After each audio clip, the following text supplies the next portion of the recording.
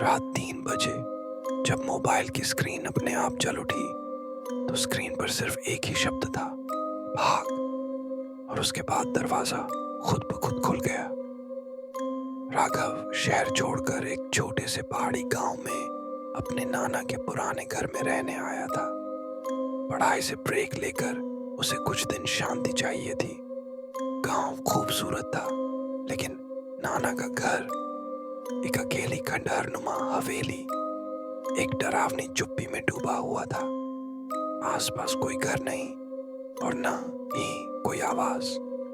पहली रात राघव ने जब लाइट ऑफ की और लेटा तो उसे दीवार के पास किसी के सांस लेने की आवाज सुनाई दी। उसने समझा शायद उसके कान बज रहे हैं, लेकिन जैसे ही आंखें मूंदी बिस्तर के नीचे कुछ खुरचने की आवाज आई। राघव ने झांक कर देखा, कुछ नहीं। उसने मोबाइल उठाया, स्क्रीन अपने आप जल गई। उसमें सफेद स्क्रीन पर एक शब्द लिखा था, भाग। वो सिहर गया। तभी घर का दरवाजा चरमराया और धीरे धीरे खुल गया। राघव भागा, लेकिन बाहर सिर्फ घना कोहरा था। अगली सुबह गांव वाले बोले, इस हवेली में कोई नहीं टिकता बेटा। नाना भी बिना बताए एक दिन गायब हो गए थे। राघव ने बात टाल दी, लेकिन रात को वही हुआ। मोबाइल ऑन, वही शब्द, भाग। इस बार स्क्रीन पर एक तस्वीर भी थी, एक औरत जो उसी दीवार के पास खड़ी थी जहां से उसे सांस की आवाज आती थी। अब राघव ने तहकीकात शुरू की। पुराने ट्रंक से नाना की एक डायरी मिली।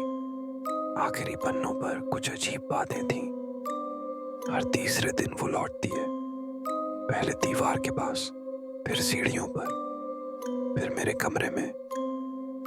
मैंने दरवाजा बंद कर लिया था, लेकिन वो अब अंदर से खोलती है। आज उसने मेरा नाम लिया। अब मैं कहीं नहीं जा सकता। राघव ने ये पढ़ा तो उसकी धड़कनें तेज हो गईं। उसी दिन उसने वो दीवार हटाने का फैसला किया जहां से आवाज आती थी।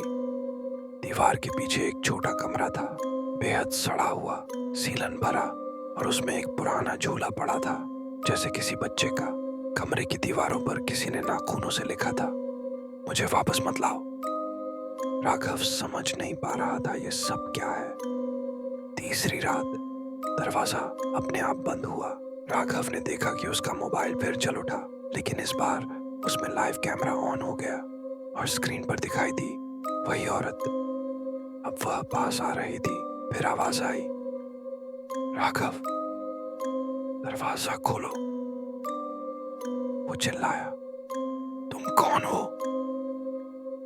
लेकिन जवाब मिला, जिसे तुमने बंद कमरे से निकाला है अब वो हमेशा खुले में रहेगी।